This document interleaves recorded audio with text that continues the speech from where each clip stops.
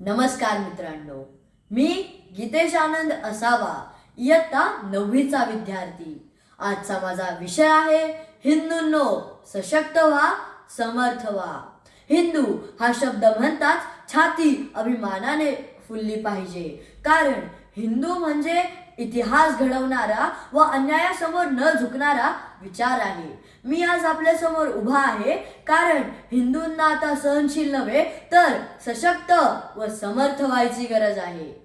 बंधूंनो आणि भगिनींनो, मी आज तुम्हा सर्वांना एक प्रश्न विचारतो. आपण इतिहासाचे कथा सांगणारे हिंदू आहोत की इतिहास घडवणारे हिंदू आहोत?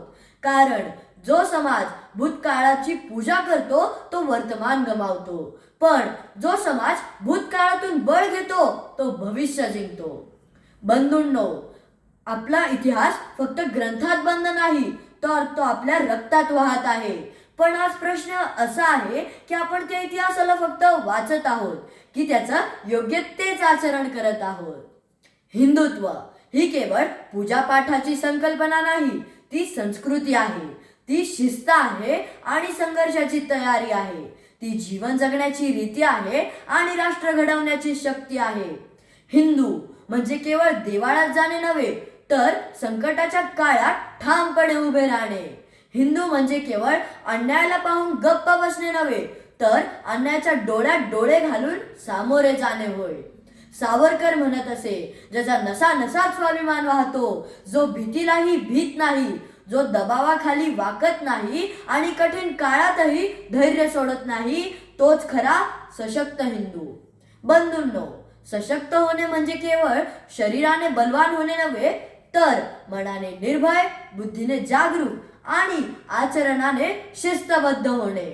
ज्याचं शरीर कमजोर असते ते सुधारता येते, पण ज्याचे विचार पराधीन असतात तो माणूस स्वातंत्र्यातही गुलामच असतो.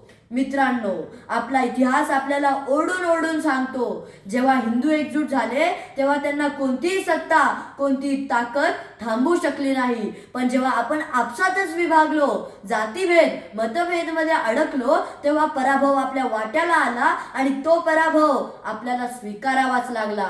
मित्रांनो, आज प्रश्न बाहेरचा नाही तर आपल्याच आतला आहे. आपण कधी जागे होणार? आपण कधी एकजूट होणार? आपण कधी ठामपणे म्हणणार, होय मी हिंदू आहे?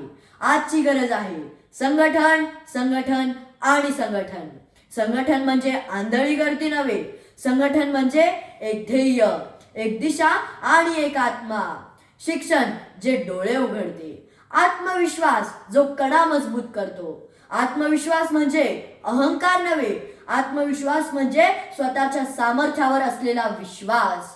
मित्रांनो, तलवार हातात घ्यायच्या अगोदर चारित्र्य हातात घ्या, विवेक जाग ठेवा, कारण चारित्र्याशिवायची शक्ती धोकादायक असते, पण चारित्र्ययुक्त शक्ती राष्ट्र घडवते. समर्थ समाज तो नसतो जो सगळं सहन करतो, समर्थ समाज तो असतो जो कठीणाईच्या काळात उभा राहतो, शांत पण ठाम, संयमी पण अडीक. मित्रांनो, स्वामी विवेकानंदांनी आपल्याला स्पष्ट सांगितले आहे, कमकुवतपणा पाप आहे. हिंदू धर्म अशक्तपणाचा नाही तर सामर्थ्याचा धर्म आहे. आज गरज आहे अशा हिंदूंची जे शरीराने सक्षम, मनाने निर्भय, आत्म्याने जागरूक असेल, तोच खरा सामर्थ्यवान हिंदू आहे. युवकांनो, मी आज खास तुमच्याशी बोलायला आलो आहे कारण भारताचं उद्याचं भविष्य आपल्या छातीत धडधडत आहे. आपल्या खांद्यावर फक्त जबाबदारी नाही तर इतिहास आहे. मी करू शकत नाही हे 4 शब्द आपल्या मनातून काढून टाका, कारण हे 4 शब्दच सर्वात मोठी गुलामी आहे. हिंदू हा कधी अशक्त नव्हता, त्याला फक्त त्याची शक्ती विसरायला लावली गेली. पण ज्या दिवशी हिंदू त्याची शक्ती आठवतो त्या दिवशी कोणीही काहीही त्याला थांबवू शकत नाही. चला तर मित्रांनो, आज आपण संकल्प करूया, भीतीला नाही म्हणूया, अभिमानाने ठामपणे म्हणूया, मी हिंदू आहे, मी समर्थ हिंदू आहे, मी सक्षम हिंदू आहे, मी सशक्त हिंदू आहे. बंधूंनो, चला तर मग आपण सामर्थ्याने उभे राहूया, ज्ञानाने शस्त्राधारी होऊया, संघटनेने बंधून जाऊया आणि मित्रांनो, रामाने धर्माचा प्रकाश दिला छत्रपतींनी स्वराज्याचा श्वास दिला, सावरकरांनी स्वाभिमानाचा आवाज दिला. रामाने धर्माचा प्रकाश दिला, छत्रपतींनी स्वराज्याचा श्वास दिला, सावरकरांनी स्वाभिमानाचा आवाज दिला. ह्याच त्रिवेणी संगमने भारताचा, हिंदूंचा समर्थ इतिहास घडवला. चला तर मग हिंदूंनो, समर्थ व्हा, सक्षम व्हा, कारण जागृत हिंदूच बलवान राष्ट्र घडवतो. जय हिंद, जय भारत.